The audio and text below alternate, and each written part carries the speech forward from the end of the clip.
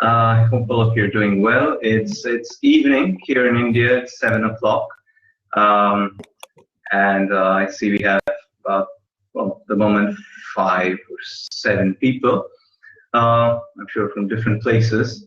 So I've been, I think Melanie's been saying there's some noise. Well, I don't know. It's a little quiet where I am. I hope that my voice will drown out the noise.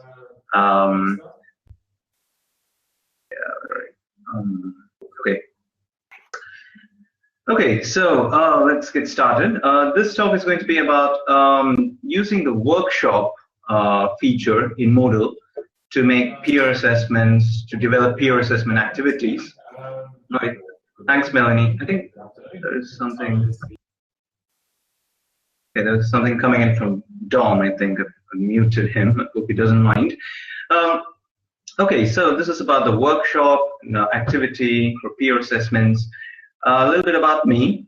I am mainly a Moodle course creator and administrator, more of a front-end administrator. I don't spend much time where Moodle is hosted. And I'm also an online teacher. And I work for INASP, which is an international development charity in the UK. At the outset, perhaps I should say that so much of our work is in the further education or tertiary education area, and that's only some of our work. We do other things as well.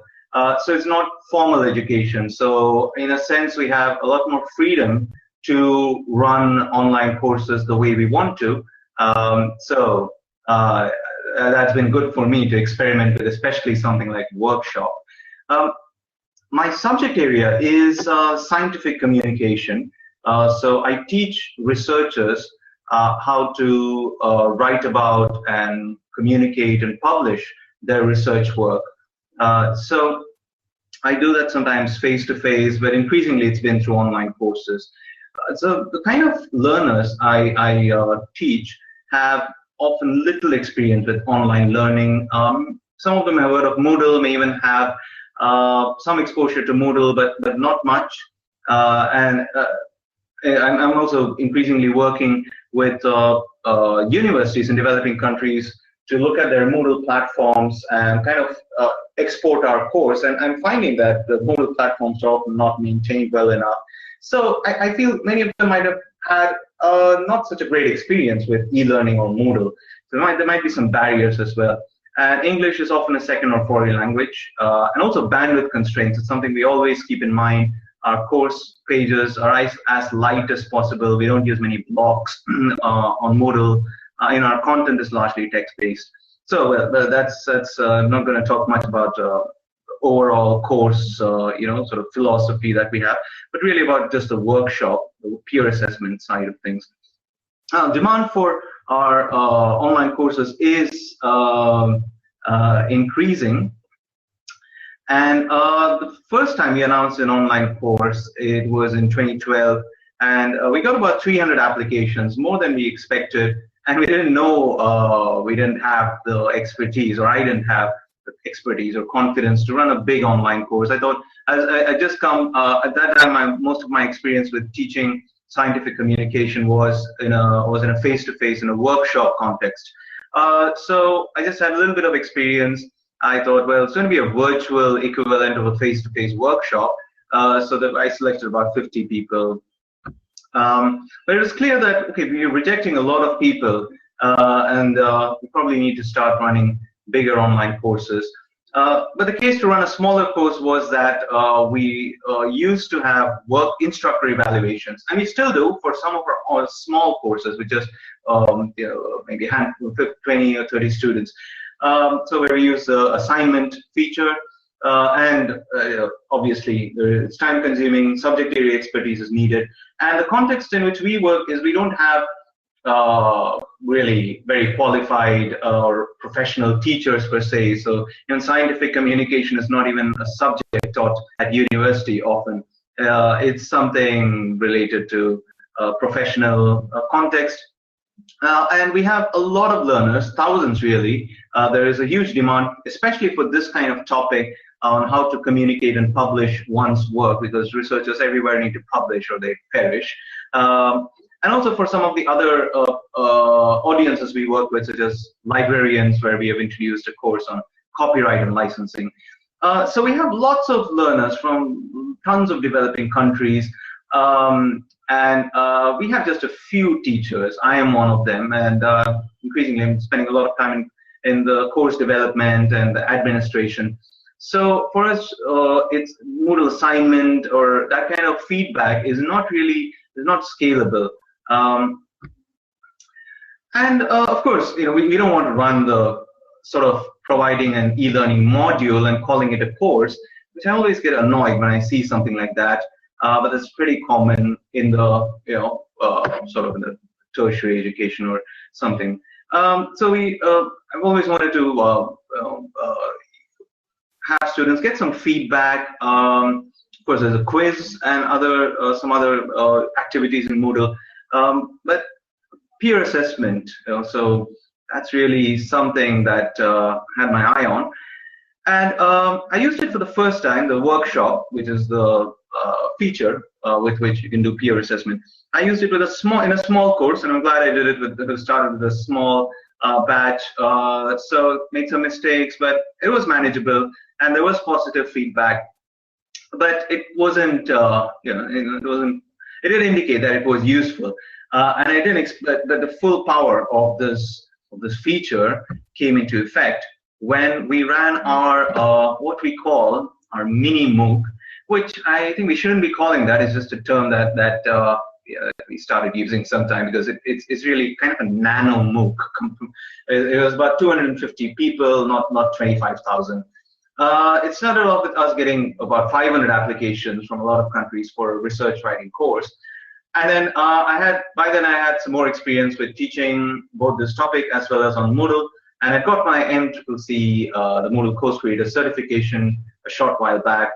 So we wanted to try out a larger online course, but there wasn't much time to appoint more facilitators. So it fell onto me to lead the course and teach it as well. So as a facilitator, I was actually responding to students' questions. I was paying attention to the forums. So in that way, it was different from a MOOC, where there are tens of thousands of students, and you can't expect the instructor to be reading and responding to most of the posts, maybe a few posts. But in this case, I was really trying to be on top of the forums. I'd split up the students in 4 or 5 groups, I think. So here's, in case you've used the workshop feature, you can probably recognize where it is. So there were 3 activities that were peer assessment. One of them was writing a research abstract. Another was writing a section of a research paper. So you can, it's just a screenshot of the course page. And the activity of course, a peer assessment is not just a one-stage activity, which I will shortly talk about. It spans over, it goes to a number of phases. Well, so take a few steps back. What's a workshop? It is one of the 14 different types of activities. I like to remember that number because it's a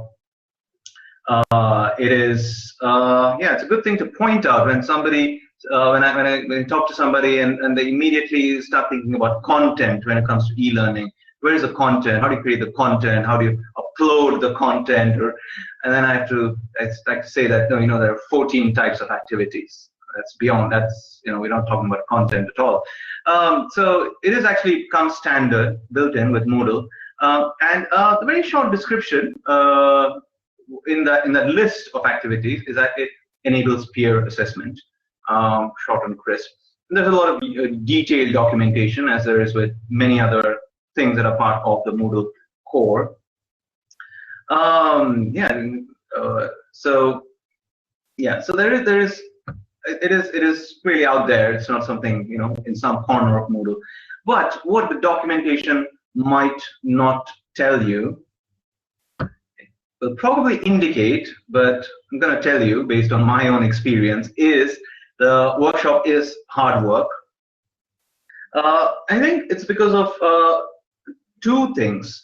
Now, we're used to, if you've built a quiz on Moodle, and if you have created a lesson, Melanie is, I see her comment that she loves the lesson module. I also like lesson, and it's good that maybe I had some experience with Moodle lesson before creating a workshop. So in something like that, there are a lot of settings in the main settings when you create a lesson or workshop, a lot of settings to deal with. So in the case of workshop, there are things like instructions, grading method, and then the assessment form. But then it doesn't stop there. There are different stages, or actually, the correct word I just realized later is phases. Well, same thing, stages or phases. There are actually 5 phases in any workshop in Moodle: submission, allocation of submissions, assessment, grading, evaluation, closure. So you need to, as a course teacher or facilitator, you need to move the workshop through these phases. It's not going to happen automatically. So here is a screenshot of the workshop from the course that I'm talking about, from the mini MOOC. Actually, well, the 5 phases are what you can see here: setup, which is actually more of a behind-the-scenes phase. I once made the mistake of setting up the workshop and not switching the phase to submission, and so students couldn't submit their work. So setup is where you set it up, provide instructions, and edit the assessment form. I'll be going over some of these things in some more detail in this talk. Setup, submission, assessment. So those are the core phases for the students. They submit their work and they assess their colleagues' work. And the grading evaluation phase, it's highlighted here, but you can ignore that. It's just that I kept it highlighted there so that I can take a nice screenshot. And then the closure phase. So I'll be talking more about this soon. Thanks, Raj. Yeah. So yeah, I think for the workshop, as Raj mentioned, I agree. It helps to keep the groups quite small. In one of my group, I think one of my groups had about 100 students, another 40. But I'm about to run another somewhat big online course, and I plan to separate the students in more equal-sized groups. But yeah, it helps when there are students with somewhat similar interests, because the core of the workshop is not just submission, but really it is the assessment. That is what is different about the workshop. Submission, yeah, students are used to that with the assignment and other things. But assessment, where they assess their colleagues' work, helps. There's a lot to think about. Who are they going to assess? Would they have the background to assess them, the motivation, etc.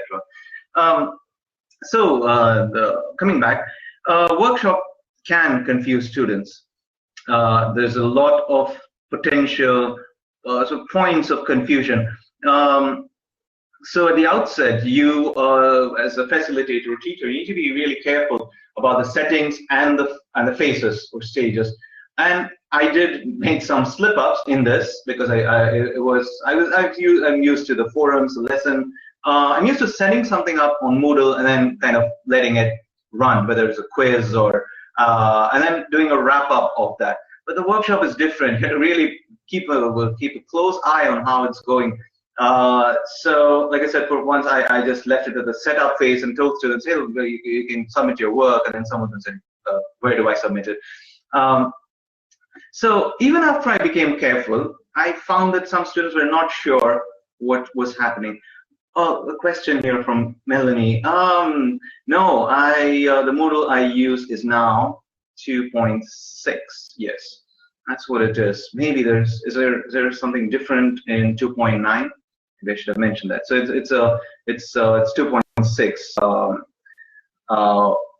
My experience with the workshop. So probably there have been some improvements, hopefully, but I think the core is still the same. Core of how it works. So what my students got confused about. So at the overall level, is something like, why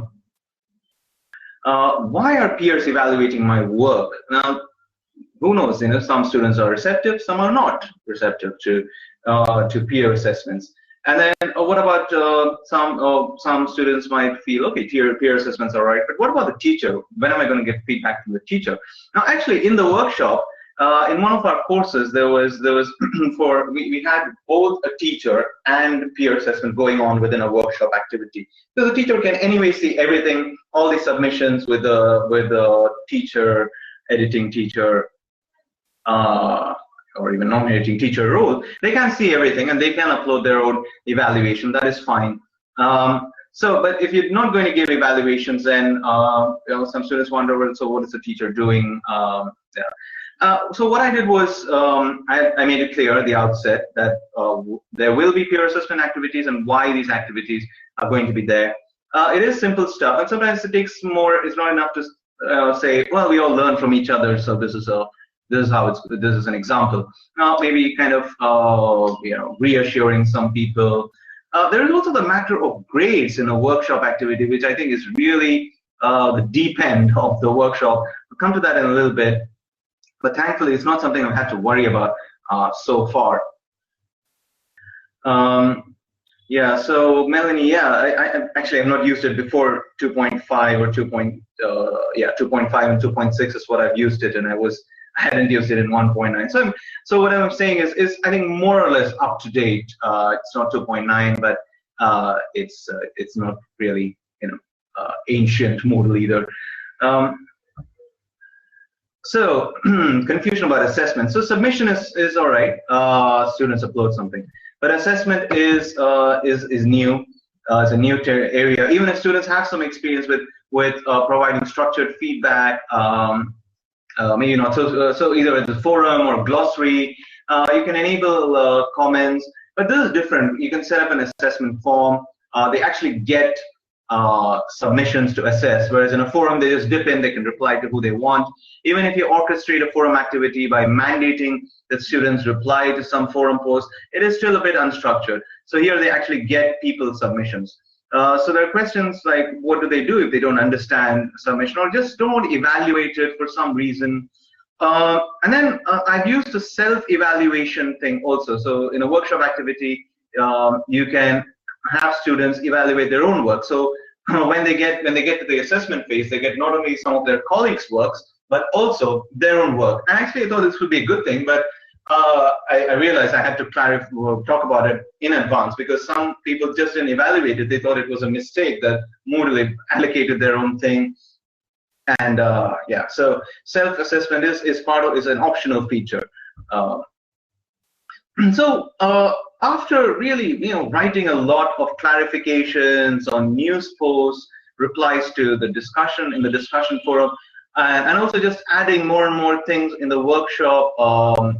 In the different phases, you have different instructions. There are instructions for submission, and then in the assessment phase, you give instruction for assessment. So, well, I started adding a text there about what happens, but then I realized it's really getting a little clunky. I want to focus on the workshop itself. So I set up a glossary with auto-linked entries to explain how to do this and that, and I added these in the workshop life cycle, either within the workshop activity in the instructions or even on the course homepage. And first I put this glossary within the course, and then I moved it out of the course and put it somewhere else in the Moodle site and made it accessible across courses.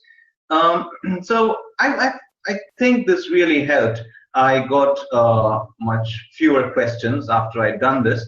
So I think this is one use of the glossary. It's really a very flexible tool, and I really like the auto-linked entries. That really helps put things in context without adding a lot of bulk or repeating information. So here's an example of a glossary tip related to the workshop. Phases of a peer assessment activity. So it's clear enough for you as a teacher, and then but students need to know some things: the submission phase, assessment, and then closure. So because some students said after the submission they didn't get a tick mark I'd set it as the show activity is complete when conditions are met. So and then they didn't get the tick mark after the assessment also. So it actually happens after the closure. So yeah, and just to clarify things, That is one example of a glossary tip. I had a few more things, such as full credit for peer assessment, partial credit, which you can see as links to the other glossary entries. Yeah, so this came in quite handy. And this is an example of how I placed a glossary tip under the activity. So this is when the activity moved from the submission to the assessment, and then eventually, it was closed. So after it was closed, I quickly put in a label with a glossary tip. And so the label says, seeing the peer assessments you received, is exactly the same as a glossary entry. So yeah, it works pretty well. So when students come in on the Monday to look at okay, what's happening here, they immediately know they've got peer assessments, and they get a tip to tell them how they can view them. Now let's go back a bit. I'm not doing this in a very chronological way because sometimes it gets a little boring. So we've looked at submission, assessment, but how does it happen? Submission to assessment. You need to allocate submissions. So there are 3 ways to allocate submissions: manual, random, and scheduled. So random allocation, let me see if I've skipped a slide. Yeah, so manual is where you manually allocate it. It's manageable if you have a handful of students, but otherwise you probably want to use a random or schedule. I think random and schedule are basically the same, except random is when you take a call on when you want to allocate the submissions, and these are the settings. Yeah, just a few settings.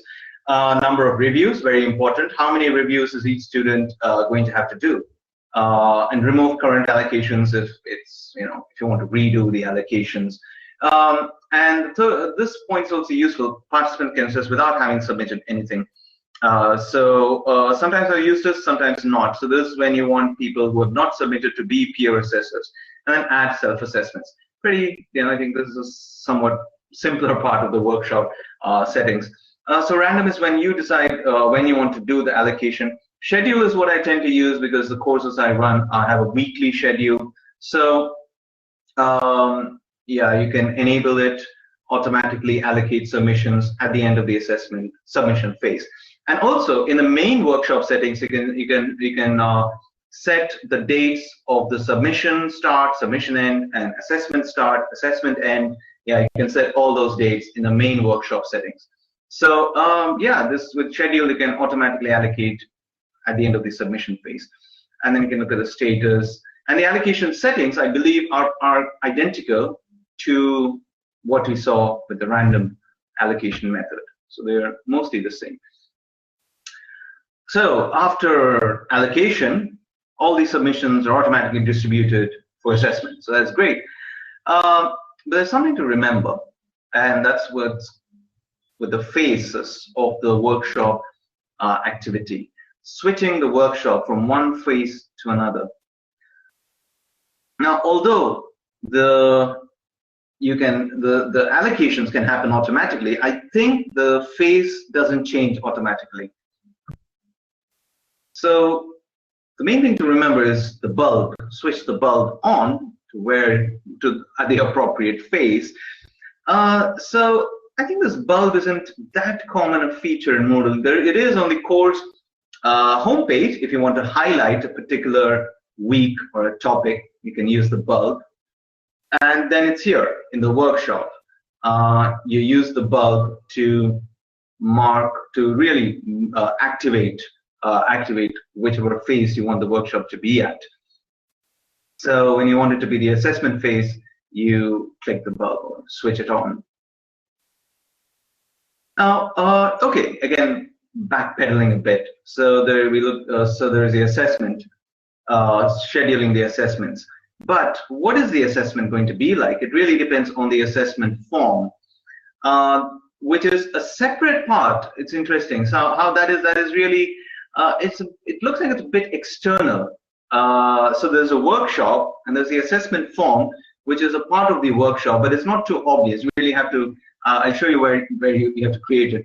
So you need to set up the assessment form, and the nature of the assessment form depends on the grading strategy in the workshop settings. So now we're getting to a part of the presentation which is not something I have a lot of experience with. I have more experience with sort of shepherding a workshop and making it work. But it's really, it can get really interesting, really complex also. The grading, the assessment, lots of options. So here is the main workshop settings, where among the many things you can choose, you can choose a grading strategy. So there are 4 types of grading strategies: accumulative grading, comments, number of errors, and rubric. Each is different. Each produces a different type of template for the assessment form. I tend to use I found the number of errors is probably the simplest ones. If you want students to give a quick evaluation based on some assertions. So I'll show you an example of that. I think I've tried some of the others, but I really don't have much experience with them. It's up to you. You can do whatever you want. You can experiment. And of course, there is a lot of documentation about the grading strategy. So yes, if you've used quiz and many other activities as well, you know that there are complex assessment strategies at the level of the course, outcomes, and whatnot, and at the level of the activity. Workshop is no different. Lots of complexities there. I am personally not an assessment expert. I've only set up basic assessment forms, features, even at the Moodle level. And I remember when I took my MCCC, the hardest part of the whole certification program was I think it was a grade book, and I had to come to grapple with outcomes, statements, and that was the toughest part, because as part of my work, I don't use assessment that much. I work in not in a university or school context. It's more free form. So I'm sure some of you have much more experience with assessments, and you might find the workshop quite a joy, maybe more of a learning curve if you need to master it. Well, I've used the number of errors grading strategy. You set up an assessment form with different assertions, and so all you need to do when you use this grading strategy is you set up the assertion statements, and the rest of it comes as part of the template. So these are I've set up these assertion statements are for the research abstract assignment, where the assessor has to just mark whether these it's yes or no on the comment. I realize it's not very advanced, but it's still sort of I'm still not really explored some of the more complex strategies explored with my audience, which varies from one to another. And I want to keep it a little bit simple, because I don't want to burden the students taking them, because I don't have a lot of control over them. I don't even they're not at the university or spread around the world. So for my work, I like to keep it a little simple. Maybe I'll make it a little complex over time. So after assessment, so you set up the assessment form, and then you do all the other settings, and then the student's job is to do the submission and the assessment. And your job is to set up the workshop, the instructions, assessment form, allocating the submissions. So for assessment, then after the assessment, again, comes back to you. The students don't get their grades automatically. I made the mistake of thinking that the first time around. I thought, okay, assessment is over, now students will be able to see their assessments. But no, you have to handle the grading evaluation stage. Again, sort of the deep end. This is where, at least for me, so the grading evaluation is for determining how the grade for the assessment is calculated. So there are 2 grades that every students get. They get a grade for their submission, which that's easy enough to think about. So that's just the grades that they get from their peer assessors.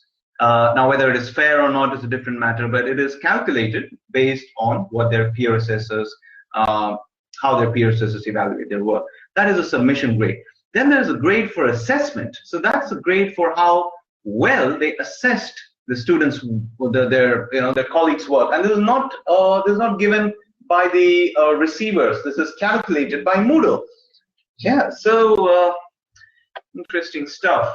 I don't know how that works actually. There is documentation though.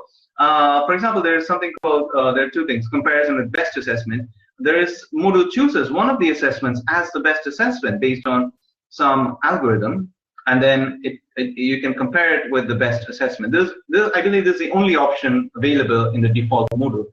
But then you can change the settings of the next one, comparison of assessments. There are 5 things: very lax, fair. So this is how every assessment is compared with the so-called best assessment chosen by Moodle. I think that's all I can say. There's a lot of more documentation. It's not as not very simple. And here's an excerpt in case you want to just take a peek at the complexity. Yeah, I think Melanie says it has something to do with consistency between assessments. Well, I think so. I think I saw this somewhere. Yeah, it's something to explore. It's something definitely for me to explore. I have not, really got, really mastered this.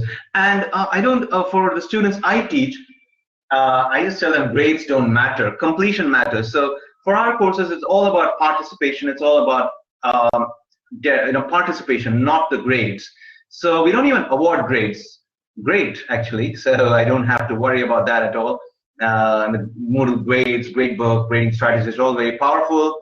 I might use them someday, but at the moment, as part of my work, I've not had to deal with them. So that explains my relative lack of knowledge about the assessment part of things. So yeah, but there is documentation. But because I've used the workshop, I'm sure you can too. You don't need to master all the grading stuff. I think that is really the most complex part of the workshop, the grading. The intermediate stuff is really the faces and the settings, which I've come to grips with. The grading stuff is the next level. And I also think at some level you could stick to some kind of grading, and as long as you can explain what you've done, and maybe as long as the grades don't have a huge impact on the students' lives, I think any setting you use will be equally fair to all the students. That's my view. So after the grading evaluation is done, so that's a phase, that's a distinct phase in the workshop flow, grading evaluation. So then every student gets a grade for their submitted work and a grade for their assessment. So grade for submitted is based on the assessments they got from their peer assessors. Grade for assessments is a little more complex in the Moodle docs. Now, so after you're done with the grading evaluation, it's time to close the workshop. So then students can see their assessments and their grades. Now, this is also something to remember to do. When you are in the grading evaluation phase, when you calculate the grades, Moodle automatically populates all the grades, and then it's easy to think that, all right, it's done. But no, it's not yet done. You have to remember to switch the bulb, the closed phase, and when you do that, you get this message, so you know that it's done. Your workshop is going to be closed, and the grades will appear in the gradebook, and the students can see everything. And yeah, the bulb, something to remember. Switch the bulb on at the closed phase. So then I had to deal with one more thing after the whole thing. So some students didn't know how to access peer assessments. When I told them, all right, it's over, you can look at them, and then they didn't know where to look at them. I don't think it's extremely obvious. There's nothing on the homepage, the course homepage, to indicate that peer assessments are ready. Here, view them or something like that. Yeah, and even they need to go into the workshop and look at their submission, and then I think access their peer assessments from there. It would be nice to have a better user interface, I think. But until then, I do have a fix. Again, it's a glossary entry. It's called Searing Peer Assessments You've Received. I think maybe you might have spotted this in an earlier screenshot as well. So this I place it right on the course homepage as soon as the peer assessments are ready. As a label, I just place this label with which automatically links to the glossary entry to say how they can see the peer assessments. This has also been useful. Okay, now pretty much near the end of my talk. So what did students think in this so-called mini MOOC? There were 181 people who completed it, which there was a completion rate about 70%, much higher than a MOOC, also because it was facilitated, really a much smaller group. And also our courses are, I would say it's I wouldn't say it's a very tough course. It's really participation oriented. They need to complete everything, take part in everything, and so on. It's more not really graded in any way.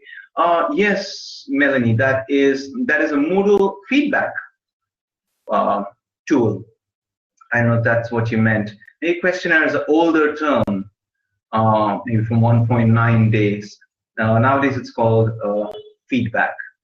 I like feedback. It's not as sleek as SurveyMonkey or some other online tools, but it works and it's within Moodle. And the best part is when you even if you set up an anonymous feedback, you can mark it as anonymous, and then students know that they're filling out an anonymous form. And also you can find out who has completed the feedback and who hasn't, even if it is anonymous.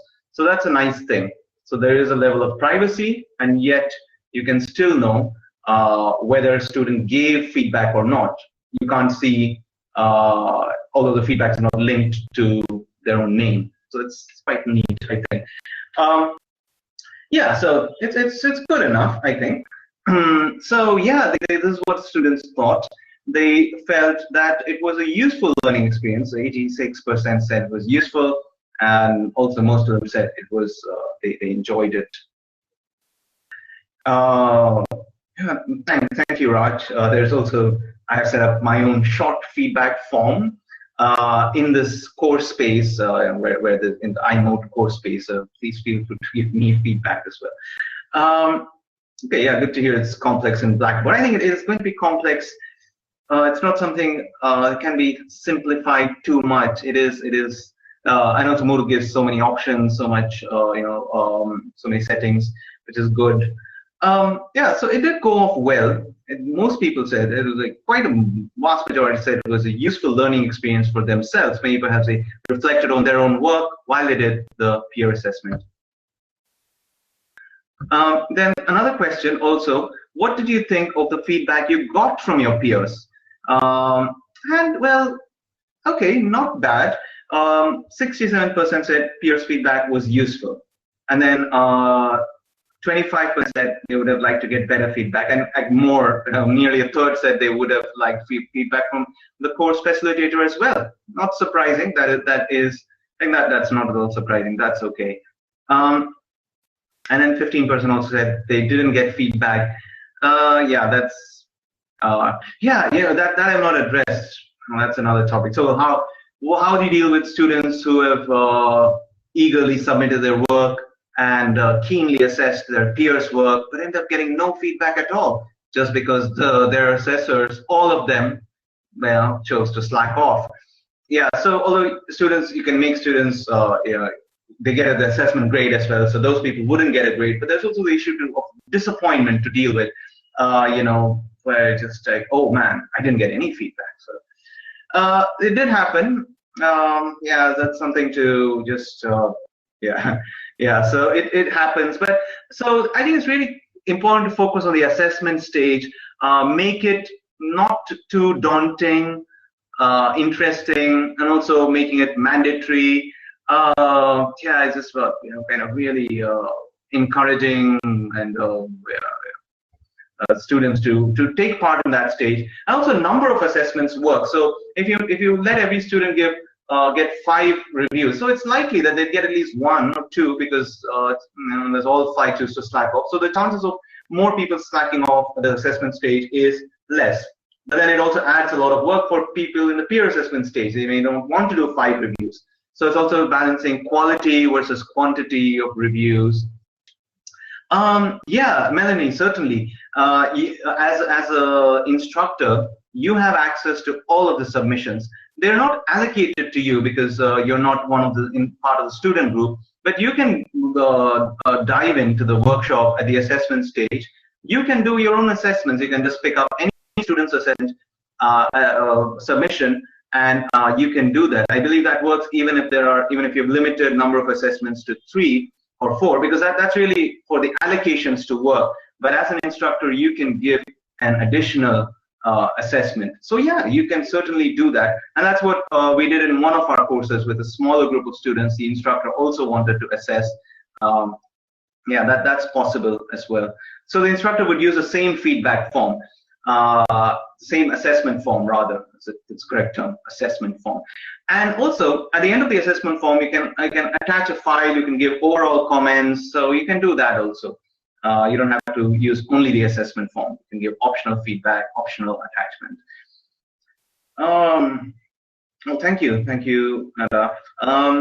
Okay, so I have got to the end of my talk. I also set up a workshop in the space where my on the iMoot space, on the homepage of this presentation space. I've given a link here also. So this sample workshop with today's date, 30th. Now it's in the submission phase. If you'd like, you can submit a dummy document here. Any document, just a dummy document even, in the next 10 minutes or so. I'll then allocate it for assessments, and then once you do the assessments, so there's a very short assessment form I've set up. It's a dummy form, and then I'll move it to the grading evaluation, and I'll close it. So you can see the life cycle of a workshop if you'd like to. So feel free to try it out. Okay, so I've got to go. That's it from me. If you have any questions, feel free to email me. Also, there's also a discussion forum on the space. Yeah. Okay. Thanks, Raj. I forgot to mention that you can give a sample assessment, example assessment. I think that's the correct term. An example, a submission for assessment. Yeah, you can do all that. It's just, I think maybe I've done explore about 50% of the settings. There's a lot of more and more settings you can do. So I didn't quite understand that question about what is missing in this module. Could you explain that?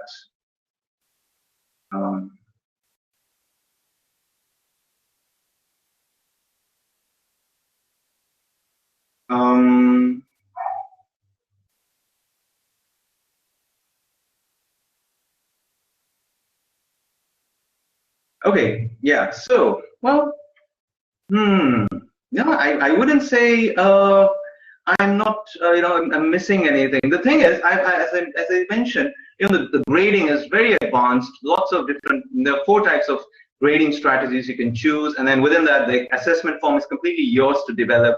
And then how you evaluate the assessments themselves. Okay. So if you ask me what is missing, something that comes to mind is what is missing is an easy way for students to immediately rate their assessors. So feedback on the feedback. I think that's, I remember that line from Martin's talk a couple of days back. Feedback on the feedback. So students do get grades on their assessments, which is calculated by Moodle with an algorithm, and the students get feedback on their assessments. But what about feedback from the people they've assessed? And also it's more important for the submitted person to say, okay, I've got a good assessment, I want to commend this person, or I've got a bad assessment, I want to speak up because I expected more. That I don't think that exists. You can put in a new, you can do that separately. You can perhaps have, something like, okay, rate your feedback as a separate feedback form or some other activity, but it's not possible to, I think it's not possible to do that within the workshop itself, feedback on the feedback, that's sort of the qualitative feed. So I would like that. Maybe, yeah, plugins perhaps. I've not explored that. I would like, yeah, maybe that's a good starting point to check if there is that feature. But yes, apart from that, yeah, difficulties from students' point of view. Yeah, they have, a lot of students are confused about the different phases and what to do next, where to access this, which you can address by just giving instructions, perhaps like how I did with the glossary modules, and just signposting the tip here and there. So that is the difficulty on the whole, just shepherding the activity, managing it. But yeah, otherwise, I think it's pretty good. Yeah, so plugins maybe, yeah, let's all look up the plugins to see how we can extend the workshop. But even, you know, as it stands, it's pretty good. It's definitely worth a try. Yeah, definitely. People don't read them, the instructions. So I think maybe it can't get more sort of obvious than putting the tip right under, you know, where on the course homepage. But yeah, even then people don't read it. So yeah, well, that's a limitation in any case. But the thing is, I think I think as Raj mentioned that even Blackboard it is complex. So I don't know how simple it can be made. It's not you know, you can't explain it in one line like Facebook. It's free and always will be. Just sign up. Yeah. So it is complex. It's just something we have to live with. And maybe there's just an aside, I think there's an increasing, you know, sort of problem of attention span. So people want it to be really simple, like, you know, screaming out what to do next, click here, or, you know, sign up. That it's not. It's just how it is. Analytics. Yes, you know, it populates a grade book, so every student gets a grade for submission, a grade for assessment. So if that's what you mean, it does give 2 grades. And also, okay, so something I found interesting is when I look at the logs, I can find out, so I like to find out, because I run courses that are very much about participation, not about grades. So if I set up a workshop where people must do 3 reviews, so they get 3 reviews to do. So how do you find out whether they've done the 3 reviews or have they done 1 or 2? Now, if they do 0, they're going to get 0 grade. But 1 or 2 or 3, if we want to count how many they have done. So that's where the logs is useful, where you can download the logs and look for something like maybe I'm not getting this exactly correct, but something like workshop ad assessment. So that's a keyword to look for, and you can filter it by that. You can do some Excel manipulation there. So with that, I have been able to find out how many reviews or assessments each student gave. And I can compare it with, well, I know how many they were supposed to give because that's in the workshop settings. If it's 4, I can count how many assessments they've done, and was it 4 or less? And accordingly, I can, you know, give them credit. Yeah. So, all right. Well, thanks, Nada, for the badges. Yeah. So yeah, I mean, it does work well, you know, with other things. That's the beauty of Moodle anyway. You can interlink things and then look up. You know, it's not just workshop by itself. Yeah, all right. Got my hopes up for a bit. Putting a badge awarder. Okay. Yeah. Any more questions? Okay. Yeah. You can. Please feel free to post on the discussion forum here or email me. If you're on Twitter, you can connect there. So yeah, try out the sample workshop. Thank you so much for joining in. Thank you, Nadav. Thank you, Melanie. Thank you, Raj. Thank you, everyone else. And yeah, maybe catch you somewhere else at the conference. Okay, thank you, Ravi. Yeah. On behalf of the iMoot team, we really appreciate your contribution this year. It's been excellent, and from all the reviews as well, people have been giving in feedback. That's great. Thank you very much. Thanks, Tom.